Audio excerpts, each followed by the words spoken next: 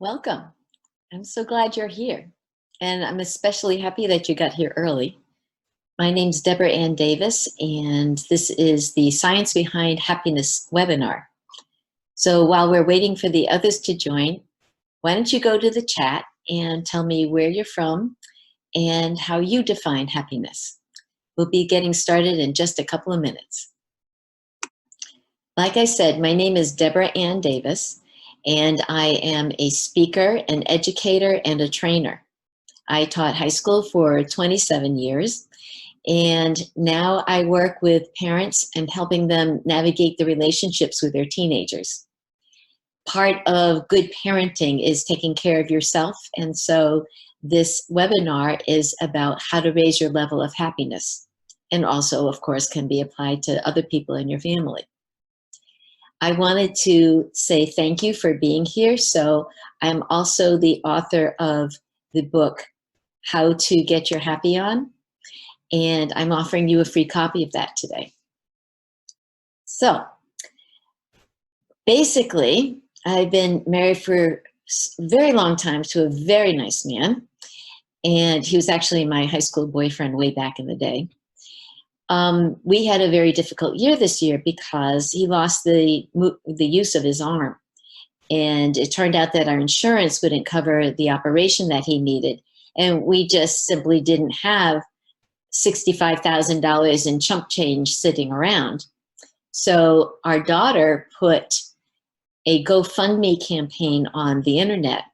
And the most amazing thing happened. People came out of the woodwork to help us. We were able to raise enough money so he could have his surgery. And the generosity and love that was sent in our direction was so overwhelming. So I've wanted to find a way to give back. So that's why you are able to attend this webinar for free today. And it's also why I'm giving you my book, How to Get Your Happy On, for free. And there are other freebies. If you want to go to my website, deborahanndavis.com, and you can pick up some over there. But that's my way of saying thank you to the universe for making such a difficult year turn out so wonderfully. Okay, if we're going to discuss happiness, then we're going to need a definition for it.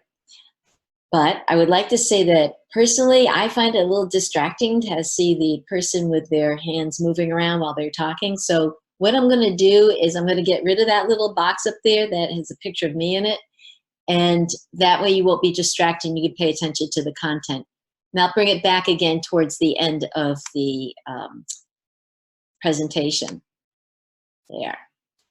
So, defining happiness. Everybody has a feeling for happiness. Personally, I think it's the ability to appreciate life. Or, it's also to enjoy positive emotions and, of course, to savor moments of pleasure.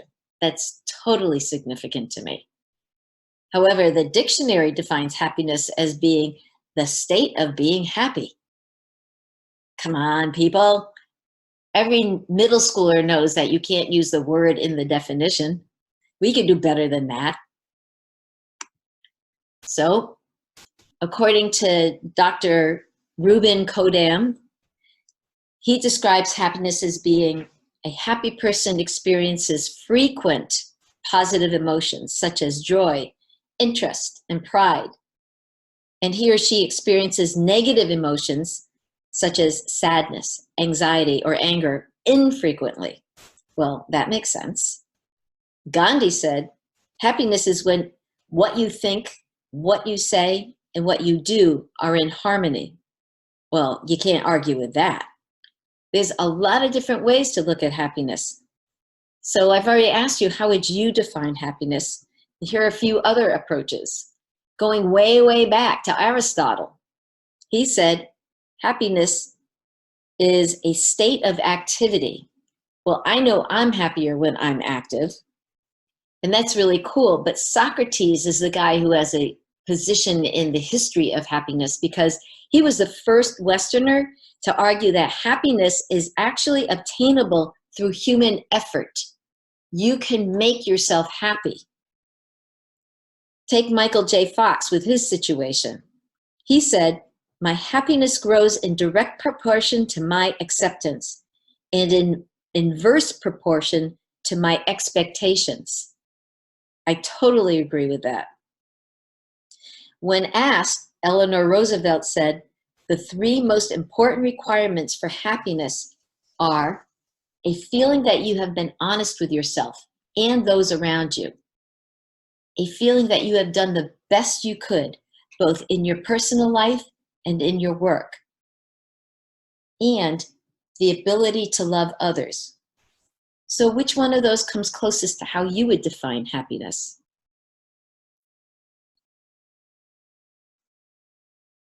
If you had a chance to watch the TED Talk by Dan Gilbert, you'd remember the example he provided comparing happiness levels in lottery winners to those of paraplegic patients.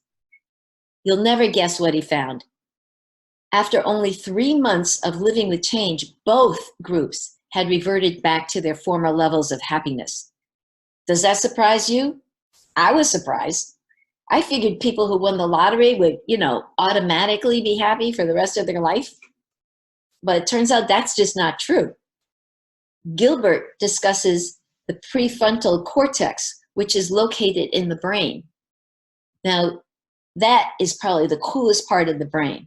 The frontal lobe is in the part of the brain found directly behind your forehead. So every time you smack yourself in the forehead, that's your frontal brain, your frontal lobe.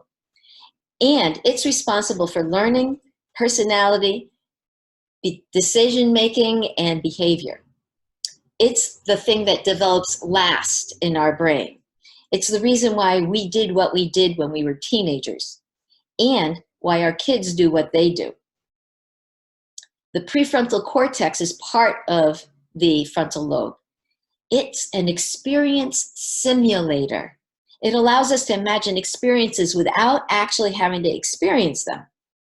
How would you like a great big bowl of liver-flavored ice cream? What, not interested? How about if we put some hot fudge on it? Still no? That's because our brains are capable of simulating the situation. We don't actually have to experience a spoonful of chocolate-covered, liver-flavored ice cream to know that we don't want it. Isn't that great? Gilbert's work tells us that the ability to simulate a situation makes our brains capable of synthesizing happiness on demand. Are you hearing this? You can make your happiness. That's an important point. Your happiness comes from 3 basic places. Your external influences, they can make you happy. Your internal influences, and from nothing at all. Yes, people, it's possible to create your own happiness. So for external factors like I got a new job, I have great grades, I won the race, those things will make you happy. They'll produce your happy hormones, but it's temporary at best. That's because that feeds your self-esteem, which basically is a temporary construct.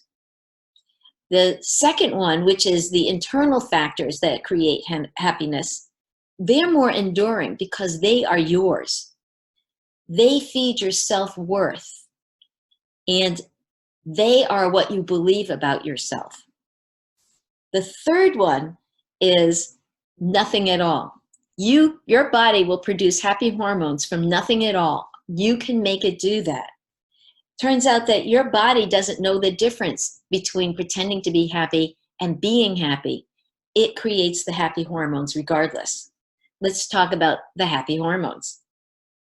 I'm going to cover dopamine, oxytocin, and serotonin. Dopamine is the motivation hormone. It increases your drive to accomplish a goal and then makes you want to repeat the experience, aka motivation. How would you like to boost your dopamine level and therefore your motivation? It's easy. Eat a lot of protein. Protein molecules contain the components for creating dopamine. Or do some yoga. Did you know one study showed 1 hour of yoga 6 times a week significantly increases your dopamine levels? Or you can listen to music. There was a small study done that investigated the effects of music on your dopamine levels. It found a 9% increase in brain dopamine levels for people who are listening to instrumentals that gave them the shivers. How about oxytocin?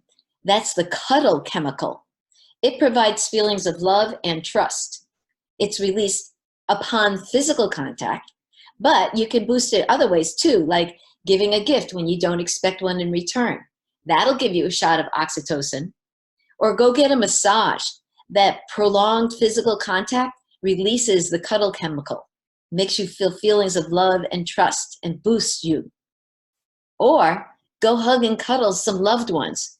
Do it often. Like, 8 hugs a day is the recommended dosage. And for those of you who have pets, cuddle your pets. That's one of the reasons why having animals around people who are sick helps them heal. The third happy hormone is serotonin. It's considered the feel-good hormone because of its mood-boosting effects.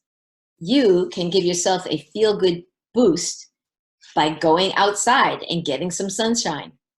Just 5 to 15 minutes a day produces your vitamin D, which in turn produces serotonin. And did you know that sunshine also stimulates your retina, which produces serotonin? Who knew, right?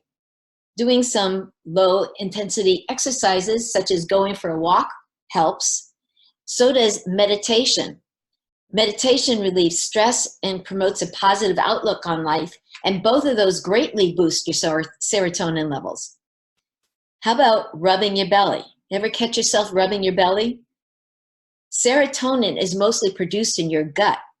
When I was pregnant, I instinctively rubbed my belly for no particular reason, and I believe pregnant mommies rub their bellies because it makes serotonin, which of course makes them happier. And my favorite serotonin supplier, wiggling around in music. It stimulates your gut, which produces your serotonin, which boosts your mood.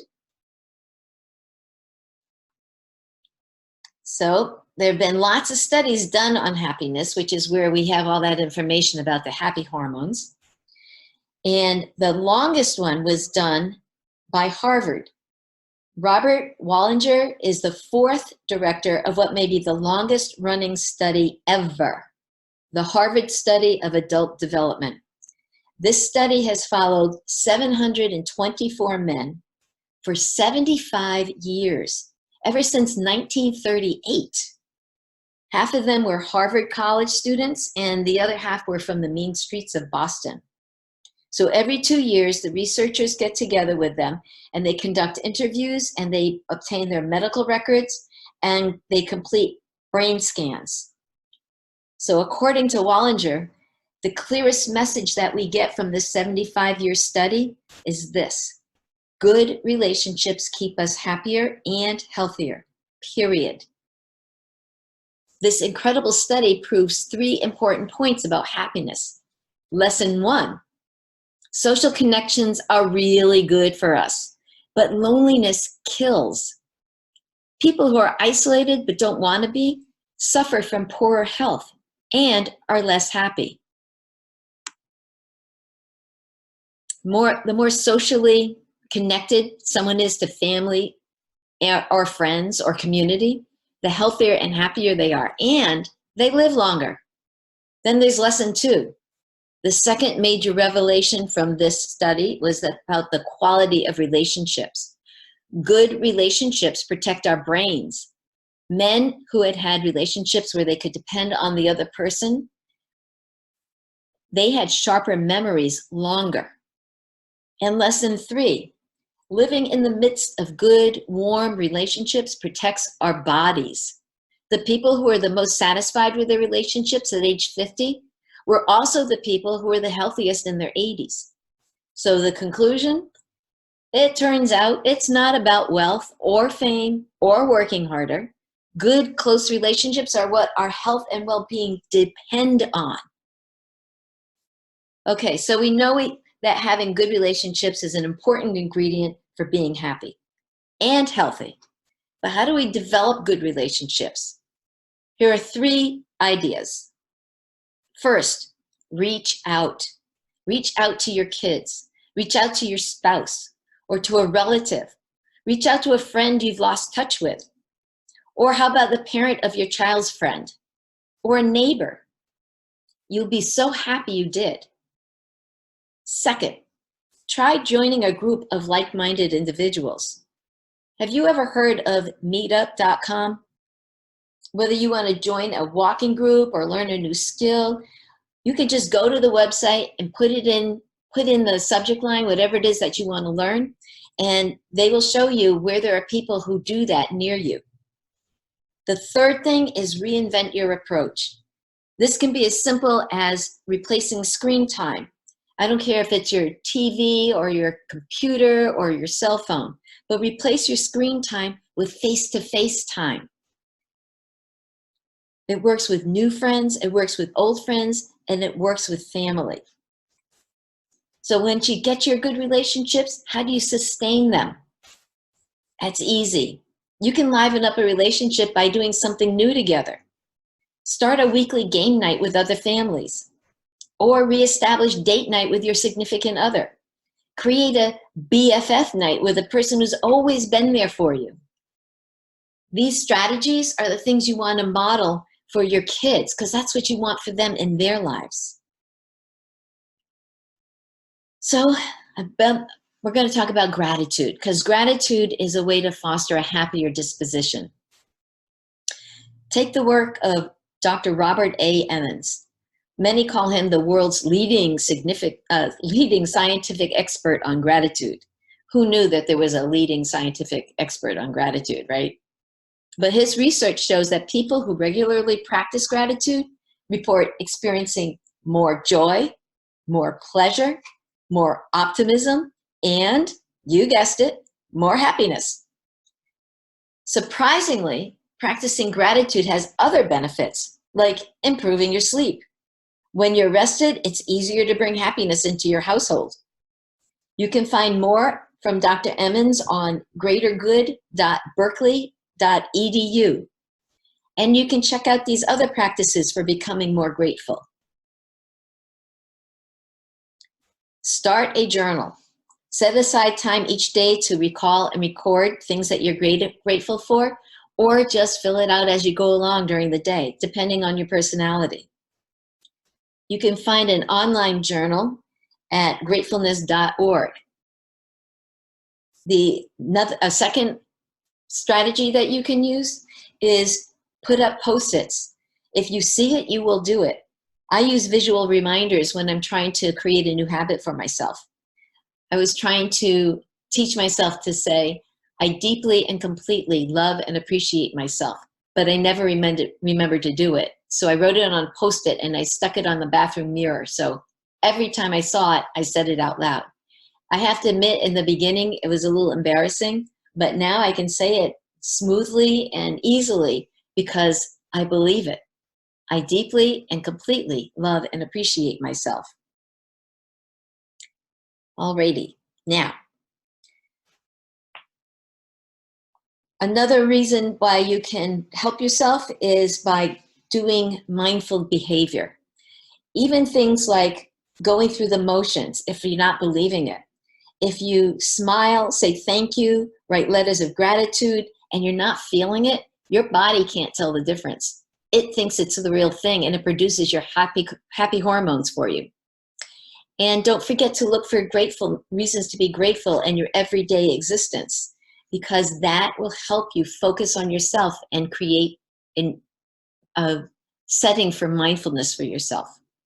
How do you define mindfulness? I lean towards Nick Wingal's definition. He's a psychologist, and he said, mindfulness is training our attention to focus more completely, resist temptations and distractions, and think more clearly, which results in us feeling better mentally and emotionally. So basically, mindfulness is the focus on the here and now. Achieving mindfulness takes practice. People who practice mindfulness regularly are happier. They don't dwell on the fear of the upcoming or in how to control the future, or in analyzing past circumstances. Instead, they learn to center on themselves and to develop their inner resources, which in turn deepen happiness. Mindfulness can lead to happiness by helping you end the loop of negative thoughts. It helps you connect better with others. It deepens your inner contentment, and it enhances the experience of gratitude.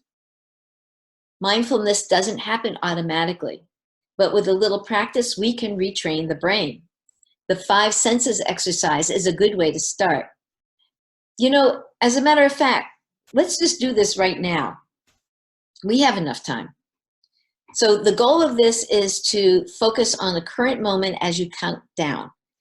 Get yourself comfortable where you are. Make your breathing slow and relaxed and deep. Here we go. 5. Notice 5 things that you can see. Try focusing on something you don't normally notice, something like a shadow or a leaf.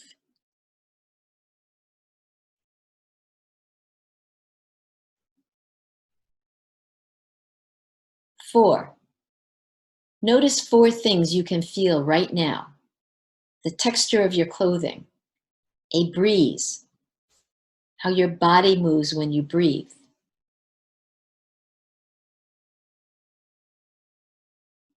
3. Notice 3 things you can hear. Listen for sounds like birds chirping, the hum of the refrigerator, the sound of your breath, squabbling kids or adults, traffic noises.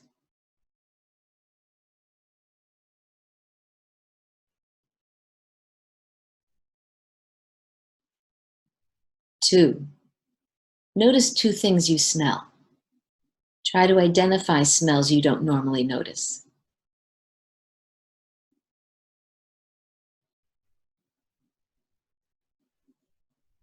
1. Notice 1 thing you can taste. Sip of water, gum, food.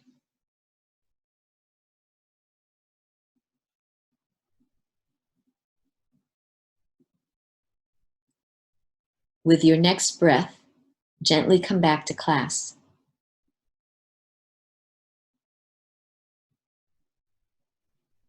Congrats, you just had a mindful moment. How do you feel? Want another mindful moment? We're going to do a technique I call inside out.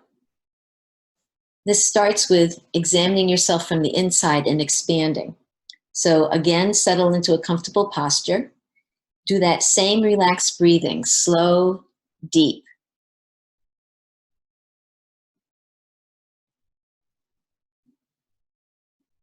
Step 1, bring your awareness to what you're doing, thinking, and sensing in this particular moment. Notice the thoughts that come up and acknowledge your feelings, but let them pass. They'll be back when you need them.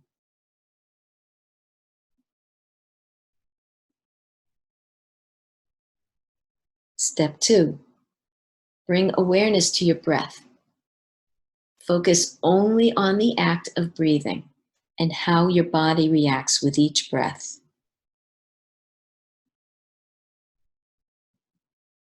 Find the pattern of your breath.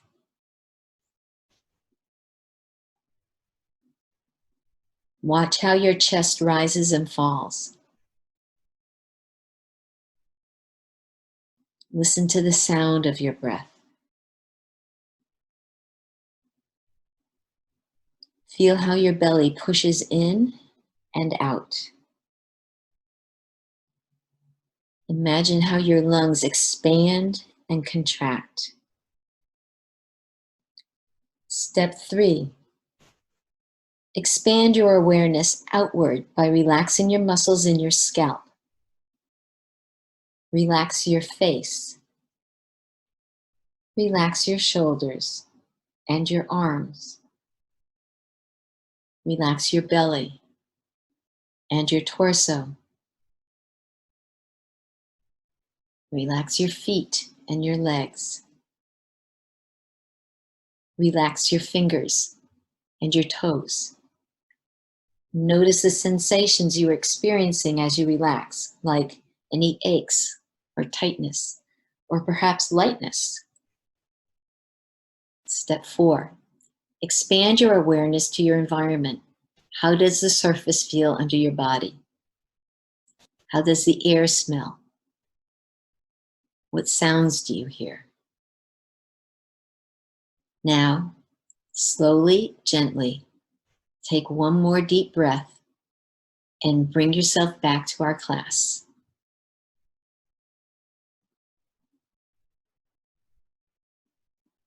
Congrats, you just had another mindful moment.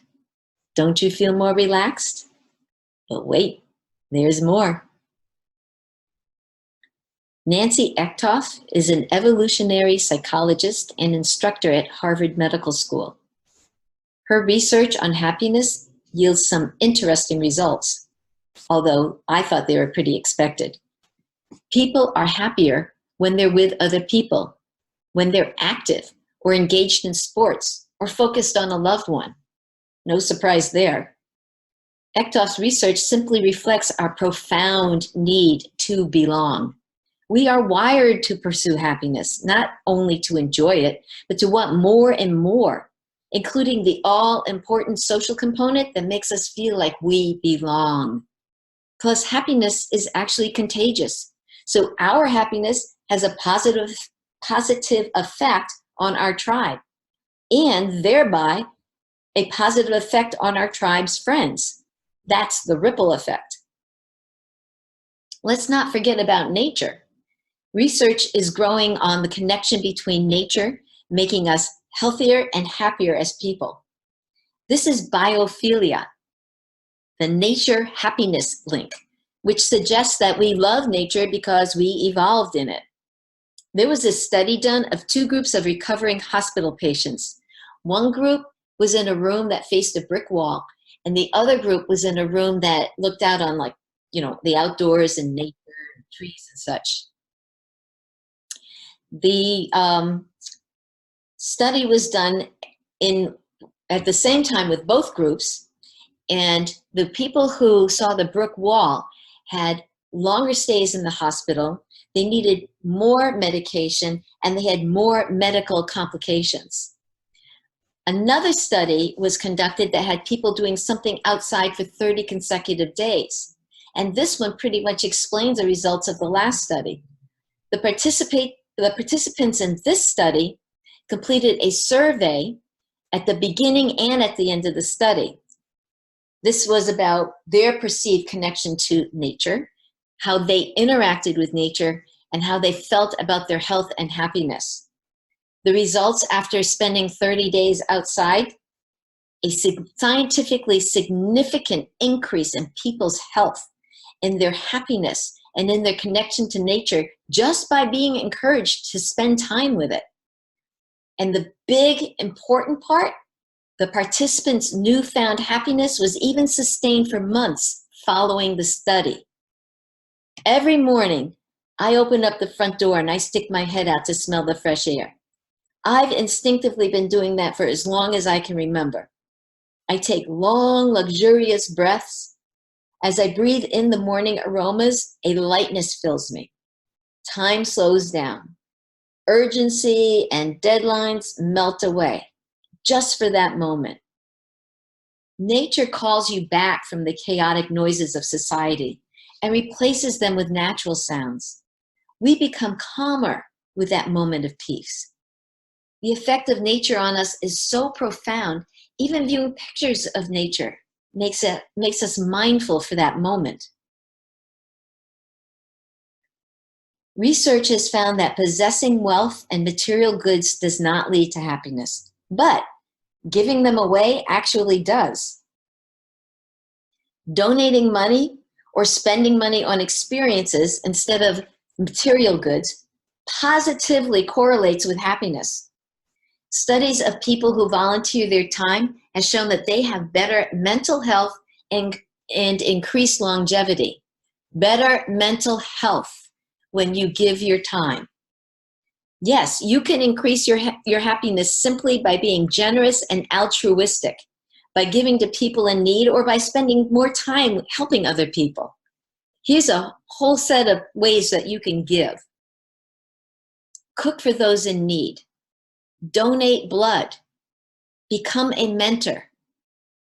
Assist seniors in need. Send a soldier a care package. Help build a house. Share your skills. You've spent your life developing them. Spread the wealth. Pick up trash. Every little bit helps. Volunteer at your house of worship. Do a couple of household chores for a new mom. If you've got another idea, please share it in the chat. Here are some final tips, some proven techniques that cultivate even more happiness and generate even more happy hormones. Act happy even if you don't feel it. When my daughter was little, I taught her this thing where you grit your teeth and you stretch your lips like you're mimicking a smile. But you do it like right in the middle of a fight or an argument where you're really mad. That helps because it interrupts the anger and it creates your happy hormones when you're not expecting them. My second suggestion is savor the moment. Enjoy what you are doing now. Be committed to what you've decided to do. 3, take control of your time. Don't let other people dictate it for you. 4, make time for sleep. That's the same thing as prioritizing for yourself. Number 5, we've talked about this. You understand how important it is. Give time and attention to close relationships. Number 6, take a mindful moment for yourself whenever you can. Use the 2 exercises I showed you today, or simply do deep breathing.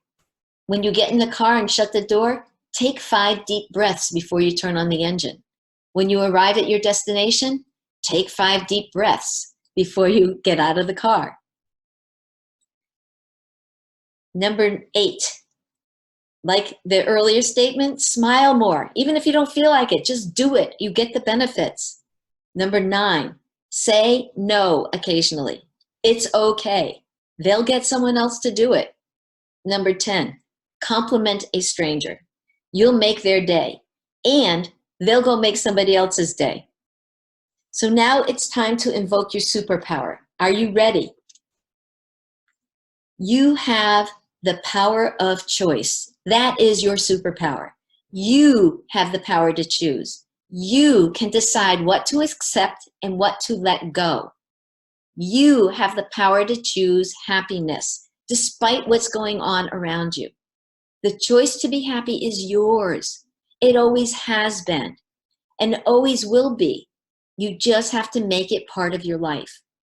I, for one, feel empowered by my ability to choose happiness. Wow, we're out of time, and there's still so much to add about this discussion. Real quick, before we close, choose one thing that you're going to implement today. One thing to raise your happiness level. It doesn't matter if you're committing to smiling more often or finding something that you don't wear that you're going to donate or complimenting everyone in your household before you go to bed. What are you going to do? Jot it down in the chat. Also, I used a lot of references for this website. There's several TED Talks that you can listen to. If you would like a list of them, just send me an email at info@DeborahAnnDavis, and I'll send you the list of references for this webinar. And I would like to say that we're out of time, or I'm sorry to say we're out of time, and I would like to say thank you to you for being here. I hope that this webinar has been a positive impact on you, and if you have any questions, you can absolutely send them to me. But wait, there's more. There we go. First of all, you can get a copy of my free book. It's called How to Get Your Happy On. Just go to my website, DeborahAnnDavis.com, and you'll find the book there, plus a whole bunch of freebies. And also, I would like to remind you before we run out of time that the happier you are, the better it is. It's better for you. It's better for your family. It's better for your friends, and it's better for your colleagues. So spread the happiness. Before we go, I'd like to say, I hope when you look back on this year, you can say, this was my happiest year ever so far. Thank you very much for attending.